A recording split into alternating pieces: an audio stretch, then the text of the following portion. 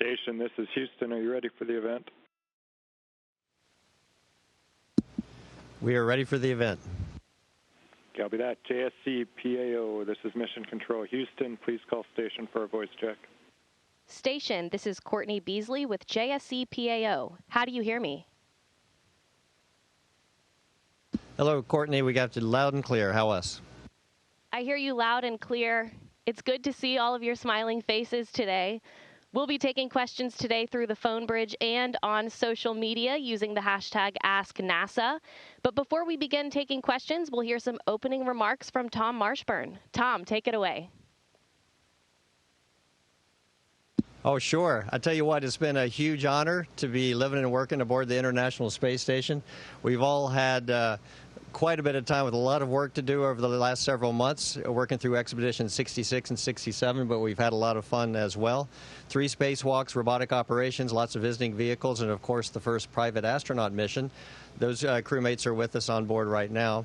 But we do want to take a quick moment to thank the thousands of people, really, all around the world, mission control centers who have made this happen, the payload developers and the scientists who have had incredible ideas of how to utilize this laboratory and trying to squeeze all the information we can from this incredibly unique environment.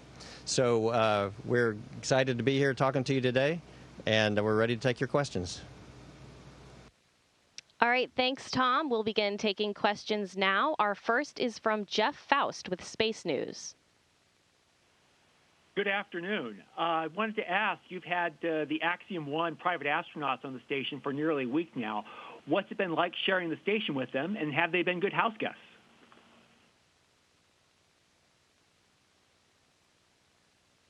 It's been a really exciting week. We all know that we're part of really an historic mission here. The first private astronauts is going to be opening up the way for space for everyone, really. This is just that first step. They've also brought with them some incredible hardware. We've been doing some internationally recognized science, and they've been performing that as well. We've had a lot of fun showing them around, showing them how to live and work in the space station. They've been great crewmates. They've been very kind and gracious with us as well. And so it's been a wonderful week. Our next question comes from social media. Matthias, this one's for you. What was your favorite research experiment you worked on? Well, I did lots of science experiments, and like being a material scientist, I really enjoyed being up here and doing almost 100 different experiments or participate in these experiments. But if I can only select one, then I would choose concrete hardening. It's an experiment which is interesting from a material science point of view because we gain a lot of data that we can use later on for simulations on the ground to produce better materials. But it also has a lot of impact and relevance to like a very hot topic that we have currently on our planet Earth. It's climate change. And climate change comes because we have a lot of CO2 production, and the worldwide concrete production produces 7.3% of CO2.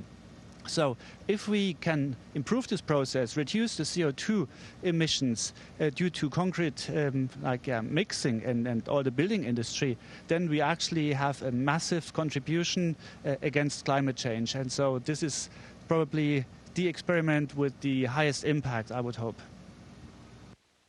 And our next question comes from Marcia Dunn with the Associated Press. Hi. Perhaps for Tom or anyone else who would like to chime in, I wanted to also ask about the Axiom crew.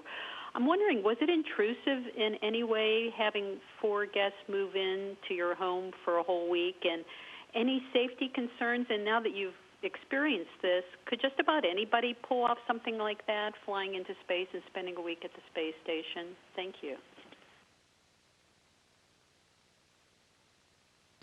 Hey, Marcia, yeah, so they didn't come up with a minimum of training or with no training. So they actually spent a lot of time at JSC and doing a lot of the training that we do to be ready to do for emergencies and for off-nominal situations. So I think we all felt pretty comfortable, and they actually got the benefit of training with the people who are coming to replace us, the Crew-4 crew. And so not only did they train themselves, but they got to train with other NASA astronauts to sort of see how we work through problems and challenges. And so there's definitely a difference in the amount of training and the experience, but we definitely feel that they are able to take care of themselves and get safely to their vehicle. And then we're able to implement that. And I don't think we found it intrusive. The station's a pretty big place, so it's about the size of a 5-bedroom house. I think, like Tom said, it's kind of actually cool for us to see. We take for granted how much we've adapted to being up here. So when you see new people come up there and remembering what it was like, it's kind of like when you see kids learning and stuff like that, and having that sort of that joy and the wonder, and teaching them how to control their bodies as they're moving around. So it's actually kind of fun to relive that, and it's actually really good practice for us as we get ready to host Crew-4. I think in terms of anyone doing it, I would say, like Tom mentioned, this is definitely the dawn of a new era. So I think, much like the early aviation industry early on, it was very few people that were doing it, and now it's pretty common for a person to get on an airplane and fly somewhere. So I think as we move forward, we'll have to figure out what the right amount of training is and what the right pace is. But yeah, I think this is definitely the first step of an era of privatizing commercial low Earth orbit and making it accessible to a lot more people. And our next question comes from Bill Harwood with CBS News.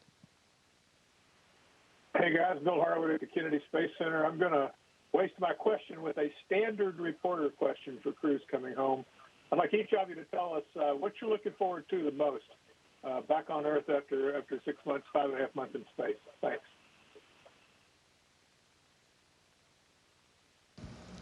I think we're all really looking forward to seeing our loved ones, our family and friends on the ground who were so instrumental in supporting us throughout our lives and getting us to this point, and then, of course, supporting us while we've been up here. So I think first and foremost, that's probably all of our answers. And then, of course, we're starting to think about all the different things we might want to eat and drink when we get home. So I think that's on our minds, too.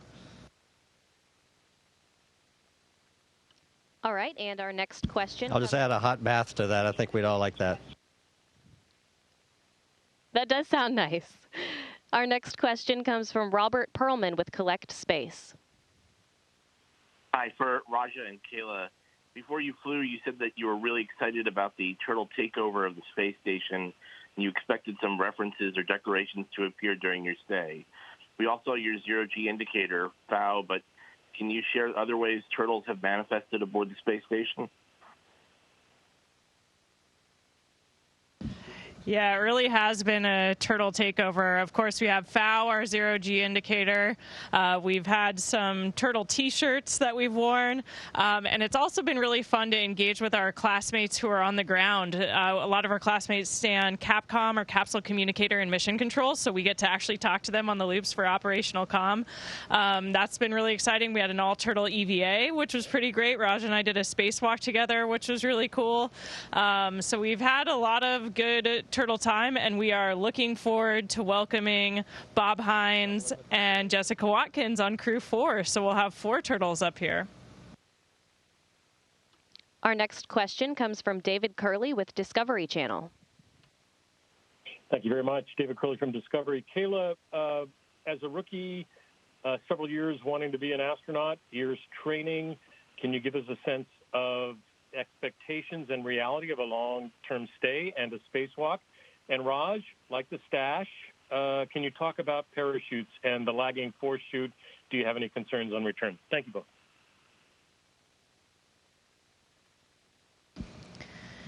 Yeah, I think for me, this mission has been such an incredible experience. And, having 3 first-time flyers on the crew, it's been really special to have this experience, and especially to have Tom here as a mentor to kind of show us the ropes. And, of course, we had Mark Vandehei with us for the majority of our mission, the second half of his year stay. And I have to say, we really feel like we're super well prepared by our training on the ground to experience this, but there's only so much you can prepare for. I think you can intellectualize the experience of living and working in microgravity, but until you experience it, you don't really know what it's going to be like. The spacewalks were absolutely incredible. That was something I was really hoping I would get the chance to do, and we were super lucky because we all got the chance to do a spacewalk during this mission, and that was kind of a crew goal. We didn't know if it would work out because of the scheduling, but we had a fantastic time out there doing some amazing work, looking down at our beautiful planet, and for us, I think that was a really, kind of the ultimate experience to have together, and really valuable developmental for future missions. And when we start to think about things like going back to the moon, doing a moonwalk, I think that's the best way we could have possibly prepared. Yeah, and thanks for asking the question. So the mustache is a tribute to General Olds. So there's an Air Force tradition called Mustache March that goes back to that era. Unfortunately, I was doing spacewalks in March, so I couldn't grow a mustache and not interfere with the com cap that.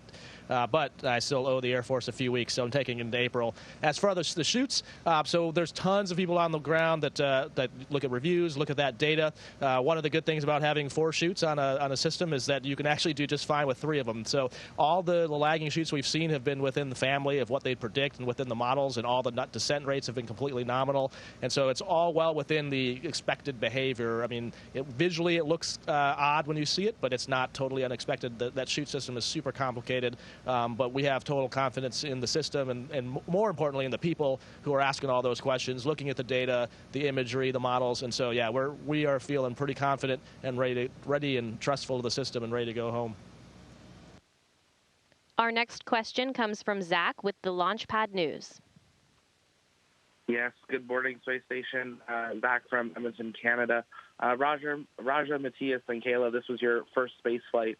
Could you maybe each share something you found surprisingly easy to adapt to during your long-duration stay? Maybe something that was challenging and how you overcame that. Thank you so much.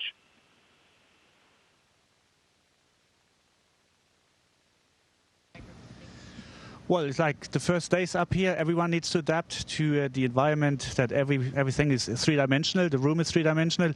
So even if you put something on the wall and you think like, okay, I know where it is, it's like you move in space and then you look at it from a different perspective and suddenly it seems like you lost something. So that was the biggest, let me say, the most time-consuming point of the first few days or weeks even, to get used to the 3D environment. But apart from that, I think we all pretty fast adapted. And yeah, I hand over to Raja and Kayla. I'd say very similar to Matthias, just orienting your eyes, and as you come around a corner in the module, it takes a while to be able to come around the corner in any direction and realize where you're at and instantly orient. And I think now, kind of going back to that point about the private astronauts, it's funny to watch them, relearn that process and always try to orient up and down, whereas we just kind of fly around corners in whatever orientation we have to be, and it just naturally happens. The brain's pretty amazing. Yeah, I think I have similar little things, but one thing that was kind of overwhelming for me when I first got up here about that 3D environment and how much equipment we have up here is there's just a lot of visual input, a lot of cluttered views when you look around because of all the amazing scientific equipment and all of the equipment we have to keep us alive. But it took my brain a while to figure out how to filter that input, what I needed to pay attention to and what I didn't. And so I think I spent a lot of time early on kind of taking in too much, but now it's just second nature to all of us. And our next question comes from Andrea with Houston Chronicle. Hi, my question's along a similar line. For 3 of you, this is your first time in space, and as Kayla said, you had your first spacewalk. And so I was just curious, how has the experience compared to your expectations, and what were your favorite moments so far, if all of you have a second to talk about that? Thanks.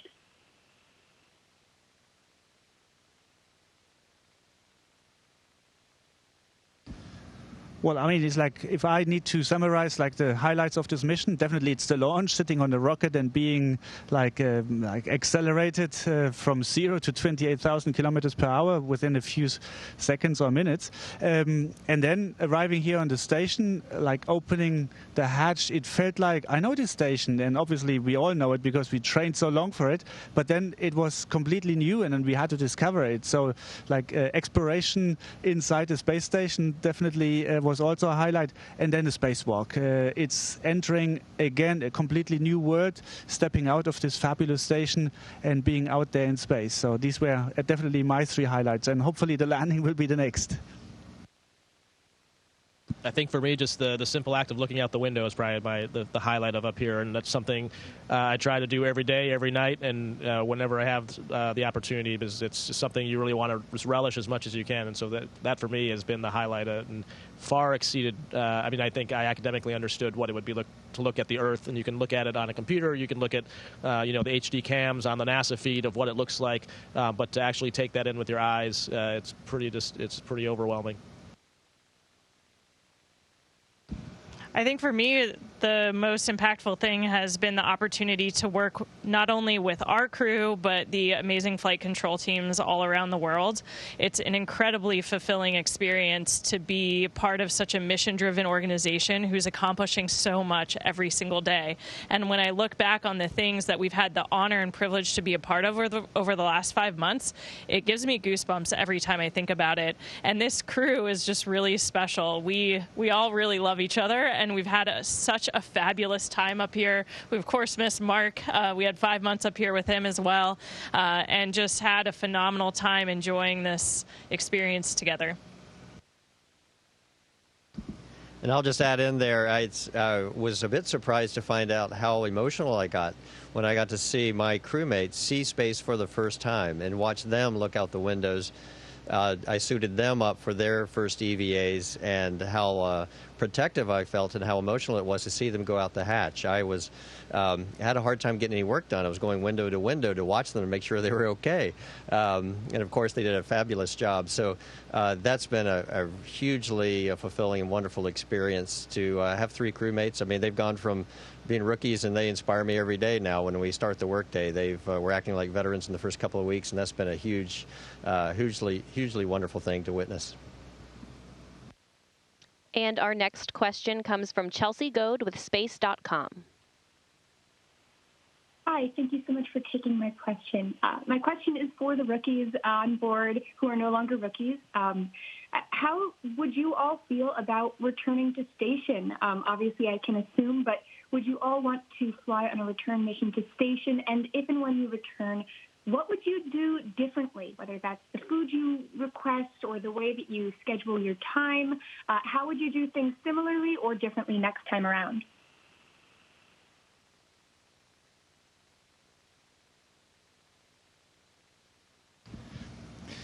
Well, plan my time differently. I think that's difficult because we are all planned for by the ground, and so the ground decides what we are doing and what the activities are. But definitely I would study harder, like geography or our planet or the highlights. Now I've seen the beauty of our planet Earth, and I want to learn so much more. I'm curious, and I also want to visit these places that I've seen from space here, like down on the planet.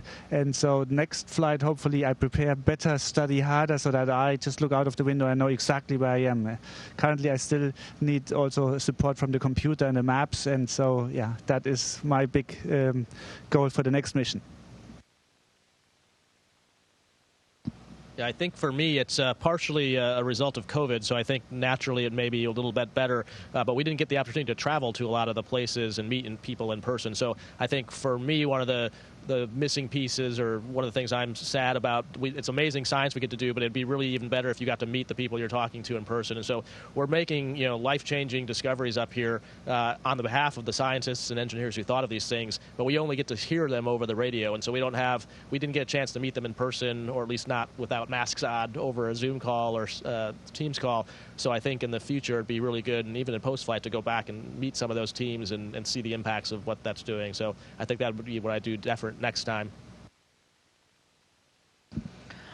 I would absolutely love to come to the International Space Station again. I think it's been such an honor for us to be a part of this incredible engineering and scientific vehicle that has been up here for 20 plus years. What an incredible legacy to be a part of. And so we've learned so much, not only individually, but from the history of the station, everything we've accomplished. So being a part of that has been really amazing. And I think for all of us, we would probably just take forward, hopefully, the lessons we learned in our first weeks and months here. I think you feel a lot of pressure when you first get up here, trying to keep up with all the tasks. We have really busy schedules. And when you're doing something for the first time, it always takes longer. And of course, there's all the growing pains we've mentioned where, I let go of this microphone and that's cool, but if I look away for too long, it's going to disappear and now it's lost and I have to look for it. All these little things like that you have to get used to. So I would hope that next time we're a little bit more prepared for some of those challenges. And our next question comes from Gina Sinceri with ABC News. What's everyone looking forward to when you get home? A hot shower, a walk on the beach, a cold beer? What's up on your list?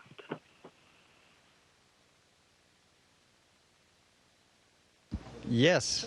One thing that in looking out the window, that I miss a lot, I miss our planet. I miss being tucked up under the clouds and feeling the rain that's coming from above and feeling my toes in the sand and the grass. So after I see my family, of course, and have a meal that I've been dreaming of, I'll probably go outside and just feel the wind and feel nature.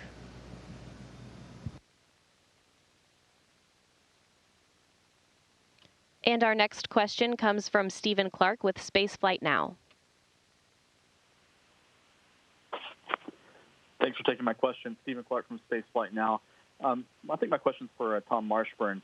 How often do you get to go over to the Russian segment of the space station? I know it's a big station, but how often do you actually get to go over to that part of the station and visit with your Russian crewmates? And what's the dynamic like with everything going on down on planet Earth?